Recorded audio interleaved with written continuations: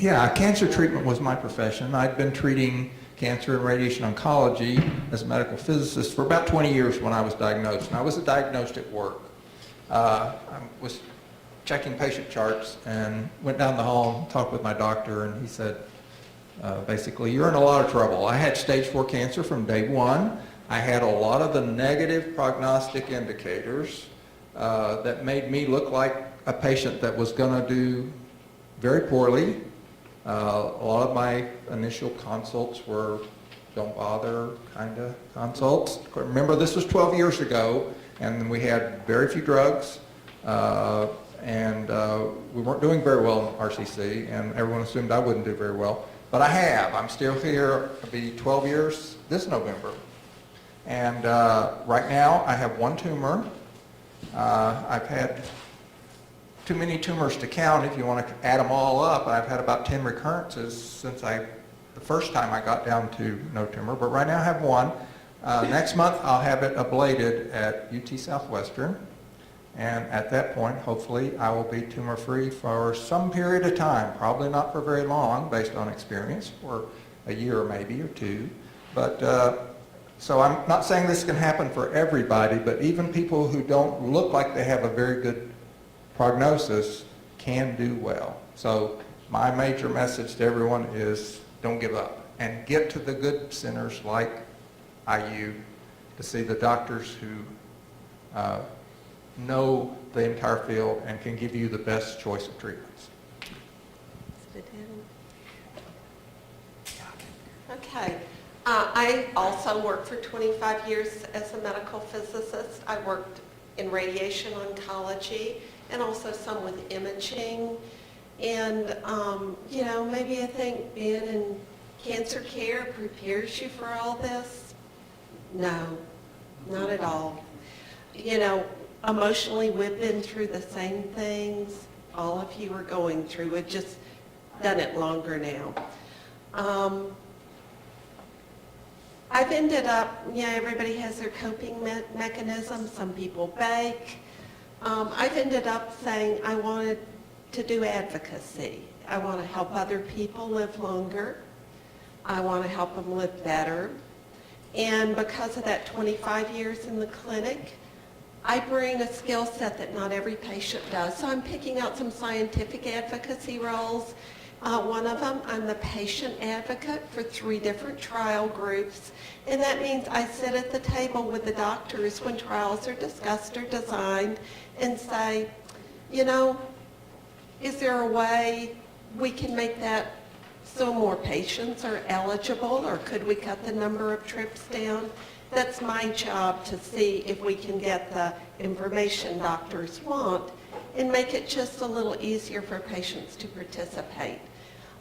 In my last role, and this is a big job for me, but some of you know me from smartpatients.com.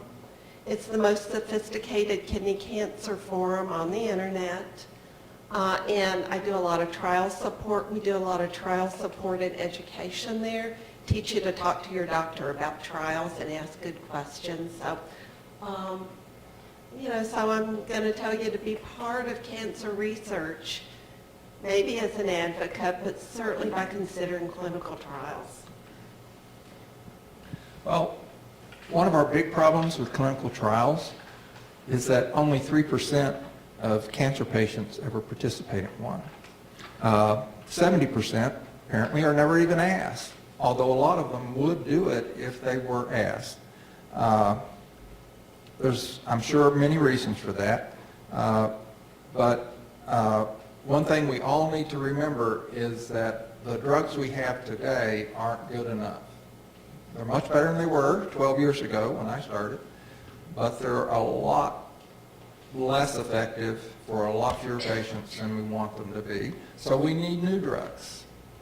And new drugs can't be approved without clinical trial data. So we need a lot of patients to participate.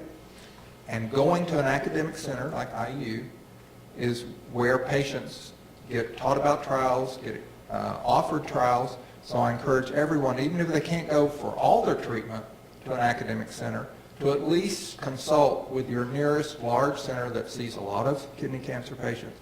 And how you identify those places, do they have kidney cancer trials? And those will be listed on their websites. Go to those places, talk with a doctor, at least to find out what your best options are, and see if you want to participate in clinical trial. So education, we think, is a solution to the problem of getting more patients in clinical trials.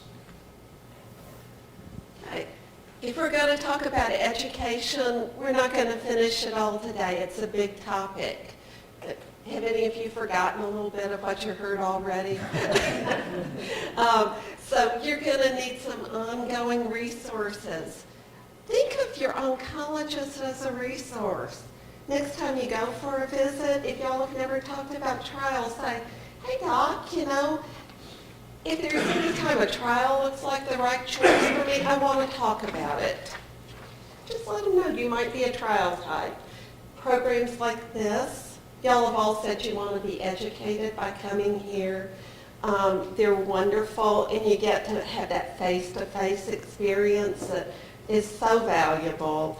There's a lot of really bad stuff on the internet. Some of you have probably found the bad stuff, but there's some good resources too. You want to talk to patients. Like I say, smartpatients.com is a good one. It's private. It has a full-time moderator. They keep the junk off. Clinicaltrials.gov. We have, Mark found his trial. They just got on the internet together and found it. So the doctors now, I don't get on Twitter much because I'm too old, but the doctors are on Twitter talking to each other about research and trials all the time. So you can sign up to follow Monty Powell and Hans Hummers and see what they are interested in, what they think is exciting. And the International Kidney Cancer Coalition and Judy Nicholson Foundation is one of their affiliates. They have a lot of great information. So a little bit of knowledge can make a big difference to you and your care and how well you communicate with your doctor. Okay.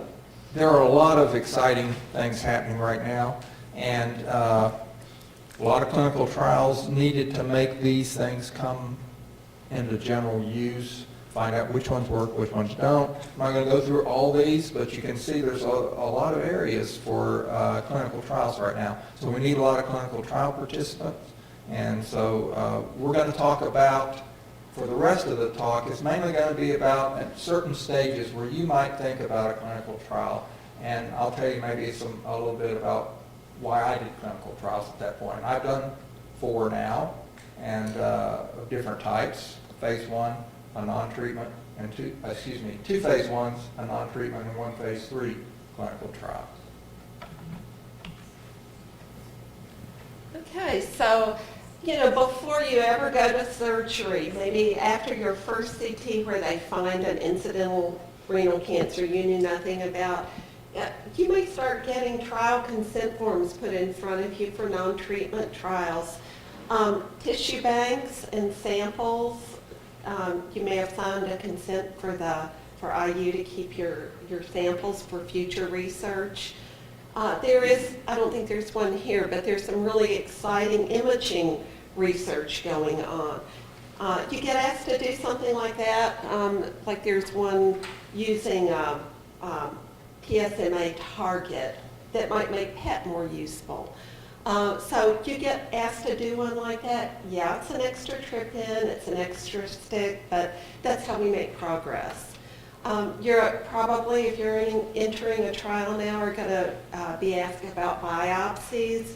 If they're optional, and if you can say yes to them, please say yes to those biopsies, because we're trying to move toward personalized medicine, not trial and error. We want to know what drugs are good for what people, and the genetic testing is really going to give us a lot of that information.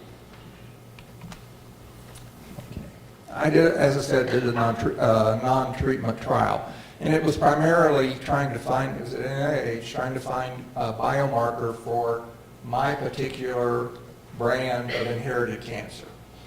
And it didn't work, but I felt like it was worth doing, so I made several trips to NIH, took a lot of samples, and also several times, anytime I've been asked if they could keep my tissue and use it for research, I've of course said yes.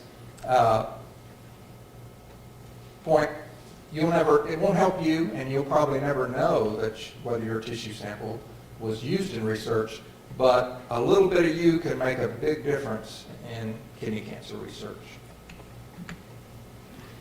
Okay.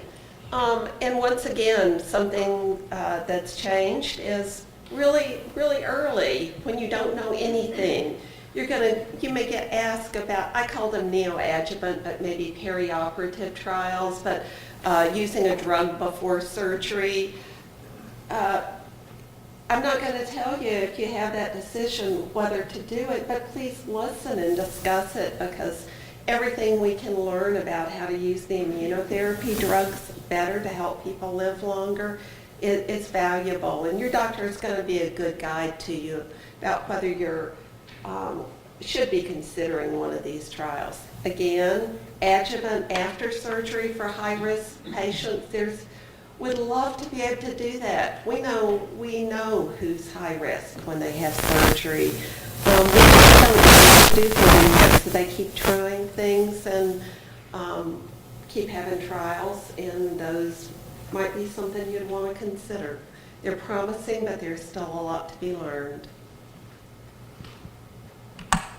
Well, they didn't have these kind of trials or these kind of drugs when I had surgery, and so I didn't get a chance at them, but they're starting to come out in clinical trials. There's nothing approved for it yet. So if you're a very new patient and you're offered these drugs before surgery as part of a clinical trial, please consider it. Adjuvant treatments, that's for people with no metastatic disease, say they're stage 1, 2, or 3 at diagnosis. And the hope is to obviously keep them from progressing to metastatic disease. Sutent is currently FDA approved. If you want, that is an FDA approved adjuvant drug. I'd look at the data and talk with your doctor a lot before I did that. That's my personal opinion, but your doctor can guide you much better. But there are a fair number of adjuvant clinical trials of what to me look like more promising drugs. Consider those as well. So these trials offer a lot of hope. Neoadjuvant or before surgery to shrink the tumor to make the surgery work better for you, maybe make your future treatments work better for you. And the adjuvant, if you are lucky enough to get caught before your stage 4, maybe you won't progress to stage 4 in the future. So both of these are very important, and please consider those trials. Okay. Once again, long before you're ready to think about a trial, when it's time to pick your first drug, your doctor may have one he's bringing up for you. In our case, the first doctor we talked to sort of told Gary it maybe wasn't worthwhile to take anything, and maybe we should just go home. So we sought out a doctor who offered a clinical trial, and Gary chose that. He can tell you about that. But now it's very common for patients to be offered a trial as their first line of treatment if they're at an academic setting. It's often a standard care drug versus a new treatment. And sometimes the goal is just to try to refine an existing treatment. After a drug's FDA approved, we're still learning. We know it's effective, but learning how to use it best. Like, which patient should start with IPI plus Nevo, and which one should start with just Nevo alone? So there's a trial going on looking at that. Sometimes the new choices are combos that sound really promising. I love the combo trials. I think that's where we're going. And they're kind of safe. If you're a little nervous about a trial the first time, they're kind of safe choices because one of the drugs is a known, effective, FDA-approved drug combined with something that might make it even better. So I like those trials. There's no general rule about what would be good for a particular patient, pure clear cell or non-clear cell, early stage, what do they call it? Good, intermediate, high risk. Yeah. So you can have those discussions with your doctor, and they're going to be very knowledgeable about it. Yeah, I started my first clinical trial, phase 3, standard of care plus, Sutent plus another drug, on my first day of drug treatment. And the reason I went into that was because Sutent, we knew worked pretty well, but I was hoping maybe we could add something and get it to work even better.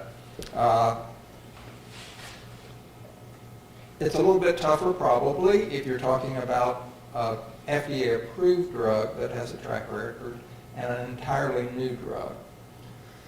In that case, you need to talk with your doctor and get his opinion, honest opinion, about whether this is a good choice for you. And in some cases, if you have only a little bit of disease, you've probably got a better window to try something new than if you have a lot of disease and you need to get on a treatment that's already known to be pretty effective. So there's a lot of factors that go into whether a clinical trial is right for you. Your doctor will give you good advice, and so I encourage you to consider that. I think, Dr. Peavy can correct me if I'm wrong, that you're not going to find clinical trials offered to patients with metastatic disease where you have any chance of getting randomized to placebo. They're never not going to give you a treatment drug. So don't worry about that. It's either going to be the FDA-approved drug or the new drug, and just ask your doctor about that. And if you think you can try it, I love new drugs. So, and so I would encourage you to at least consider it. Yeah. I'll make an aside. One thing about living 12 years with active disease means Gary's needed a lot of drugs. So, we all kind of hope the first drug will cure us, but if it doesn't, a trial's a way to add some options. So, at treatment changes, that's a time you may get, maybe when you go to your second line or your third line, where you might also get offered a trial. And by then you're a little bit of a seasoned patient. And that's a great time to look around and see if maybe you can get something new that might not be FDA approved for a few years. So looking for novel combos and novel agents is what we do now when Gary needs a treatment change. Like that first one is an example of a known effective drug, Keytruda, in combination with an immunomodulator, I think. Is that the right thing to call it? Okay, but a second drug that we hope will make it work better. Similarly, we have a TKI with immunotherapy combo, so that's one your insurance probably wouldn't approve. If you have bone disease, for instance, that one might be real attractive. So take the time and look around when a treatment change comes. Okay. Susan mentioned every time I have a drug change, and I counted up, I think I'm up to 7 of these drug changes now. We go in with 3 or 4 clinical trials that we found that look interesting to us and say, what do you think of this one? What do you think of that one? Because generally the doctor's going to come in, it's time for a drug change, and he may say, well, here's the next drug that I would recommend. And we say, okay, but what about these clinical trials? And sometimes they'll say, I've got a clinical trial you might want to consider since it's time to change your drug treatment. So we do that every time. And we don't choose a clinical trial every time, but we at least consider it. And one thing to remember is you're not trying to make the right choice, because nobody, including your doctor, knows what the right choice is. What you're trying to do is make a reasonable choice. Look at all the possibilities and say, is this a good time for me to be doing this trial? Do I have a low disease burden? Can I take 6 months? Because you can drop out of a trial just because you start. I dropped out of a trial 10 minutes after I signed the paperwork to start a trial. That was on my doctor's advice. He came in, he'd seen the scan while I was signing up for a clinical trial, and he said, well, your scan looks so good, I want to keep you on the drug we thought wasn't working for you. So anyway, so remember, you're not locked into anything if you try a clinical trial. But talk with your doctor. Is this a good time to be doing this? How much time and effort? Clinical trials are some work, and they usually involve maybe extra scans, maybe extra trips to the hospital, whatever. But can you do that? Do you feel like doing it? Can you take the time off work? So it has to work for you. And one thing I always have in the back of my mind is I know from the first clinical trial to the drug being available through insurance is about 10 years to get FDA approval. If it looks like a really, really exciting drug, like I chased Nevo before it was called Nevo, I applied for clinical trial after clinical trial, and I almost got into several, and I fortunately lived long enough to get it after it was FDA approved. But if you're still looking at something that looks really hot and exciting, and you want a chance to remember it's going to be a long time before you're going to get it through your insurance or through FDA approved, so maybe you want to go after it at a clinical trial. That's up to you. But one other thing I like to point out, after about 3 treatments, it starts getting harder. You can correct me once again if I'm wrong, to get into phase 3s. They generally want early patients. So at that point, you're looking at phase 1s or phase 2s. I love those trials because I'm not getting randomized. I know what I'm getting. If I want the drug and in a phase 1, I'm getting the drug. I may not be getting the best dose of it, but anyway, that's something to consider. Okay. This is a tough one to talk about, and now we have more drugs. But there are times when you feel like, well, I'm getting close to running out of options. I don't have many more good ones. You failed several of the FDA-approved ones. That's a reasonable time to step back and with your doctor say, are there different things that I might want to look at in trials?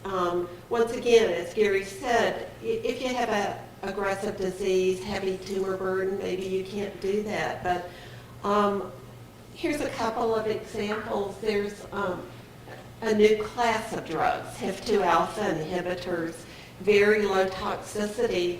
I had a friend from SMART Patients who had gotten down to 74 pounds on cabozantinib. It was a good drug for her, but she was getting close to it being a bigger problem than the disease. She decided with her doctor to take a several-month break and try this drug and see if it controlled her disease and let her get healthier.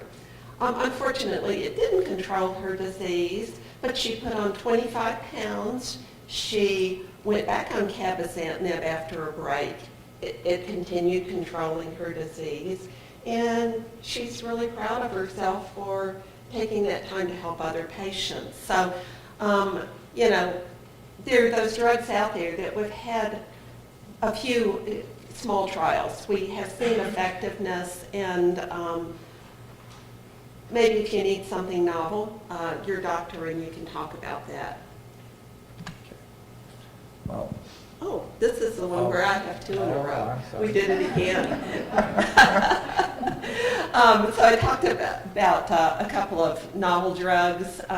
We have some novel drugs in combos that you can't get FDA approved. Maybe 2 things together will work for you when the one drug didn't. Rare subtypes, if it's not clear cell and you get a chance for a trial, you may want to take advantage of that.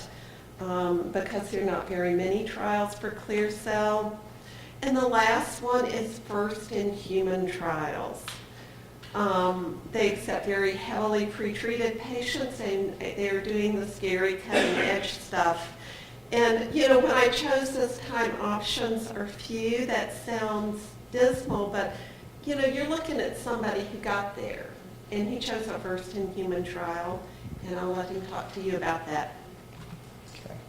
Yeah, you know, it'd be hard to do maybe today, but I ran out of good drugs. And so my doctor recommended that I try a drug that was FDA approved, but didn't feel like it was a very strong performer. And we, on our own, kind of went out and found a clinical trial for a first-in-human drug. So I was the first RCC patient to ever receive a cytokine like interleukin-2 called interleukin-15. And I responded, had a complete response to that. Now, that's not going to happen to everybody, and I'm not trying to tell you. Didn't happen to anybody else, but. Well, but it happened to me, so it was really a game changer for me. You know, instead of failing drug, I failed 3 drugs at that point. Instead of continuing to fail one drug after another, I recurred almost immediately. I had a complete response, but it wasn't curable, lasted about 2 weeks, but had a new tumor. But it still, I think a lot of what it is made me feel like it's possible again. And I had a great response to my first drug, Sutent. Bad response, second drug nearly killed me. Bad response, third drug. And here I in this clinical trial, because it was a totally different type of drug that happened to work for me, and you never know when you're going into it, but it kind of gave me the stamina, gave me the second leg to try, you know, a bunch of drugs after that.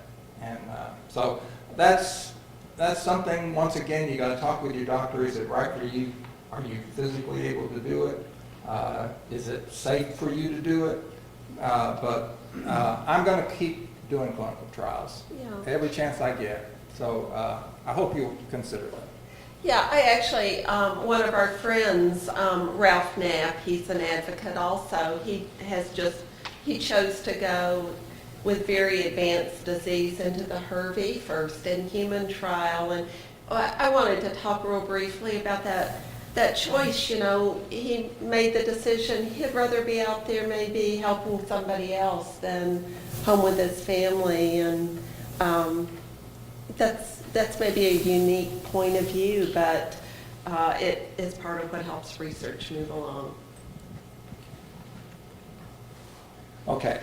I just want to take 1 second to talk about something it's been a very big part of me being here today, and also maybe we don't hear about quite as much, is local therapies. 3 local therapies, basically: radiation therapy, ablation, which I mentioned I'm having my second ablation on my remaining kidney next month. So obviously, I've had 6 different sites treated with radiation. This will be my second ablation, and of course I've had surgery. These therapies are not curative for those of us with stage 4 kidney cancer. Every time I get one of these, the doctor, first thing he says to me, now you understand, even if I only have one tumor, and generally local therapies are usually restricted to patients who have just a few sites of disease. 3, but that's not a hard number, but you know, they're not going to, if you have disease all over in a bunch of different places, usually not going to give you local therapy, with the exception of radiation, maybe to help if you have bone pain or you're getting pain from disease. But if you have a few sites of disease, these are good options, and I've used them over and over again. And you know, sometimes I get long periods where I don't have to have drug treatments because I either don't have much disease or I don't have any disease. Out of the last 80 plus months, I've been on drug therapy for 27 months. So that's given me a lot of time to be healthy, to do things, to feel good, to support Susan in her career and travel around the country, which I might not have been able to do if I'd been on drug therapy all the time. Can you repeat what you just said? I'm sorry? Can you repeat what you just said? Last 8 months, what? Out of the last 80 plus months. Okay. 80 plus. Okay. So that's, you know, out of the last 7 years. Right. I've been on drug treatment only a little over 2 years. Okay, so most of the time, 3/4 of the time, I've been off all drugs. Now, sometimes we're watching tumors grow, but there's nothing wrong with that. You know, they got to get big enough to get you in a clinical trial, and sometimes the doctor says, well, yeah, it's growing, but it's not hurting anything right now, so stay off your drugs for a little while, and let's just see, maybe it won't grow very fast, and you might be a year or two before you need to do something. So these are strategies you can use. And there are now trials that combine local therapies and either FDA approved or novel drugs. And one example is the Radvax trial, which Ralph, who Susan just talked about, he and Brenda funded that trial. Totally patient-funded trial. So, and that I think is one of the, it's an outstanding trial, very important. It combines radiation and immunotherapy. And what the radiation does, Dr. Logan mentioned it, kills cells, primes the immune system, gives them something that pieces, all the little dead cells are used by the immune system to find out what they need to attack, and then they go out and do it. And I've been fortunate enough to meet 2 Radvax patients who had complete responses. One who was on, literally, his description, on at death's door, supposed to live 6 months. He's now totally cancer-free after this trial. So I'm not saying that, of course, that it could happen to everybody. Some people haven't responded. But it's a very exciting thing. And so here's something else you can consider also. So we all want a cure. And I'm like that, as all of us want to be cured. I've been chasing a cure. I've had 6 or 7 immunotherapies. And even though I got a response one time, I haven't gotten a cure. But golly, 12 years is a pretty good consolation prize. So even if you don't get a cure, if you get extra time, you're winning the game. So I would encourage you to use clinical trials and local therapies as part of your overall strategy, working with your doctor to give you either a cure, hopefully, or if not, a lot of good years dealing with kidney cancer. Thank you.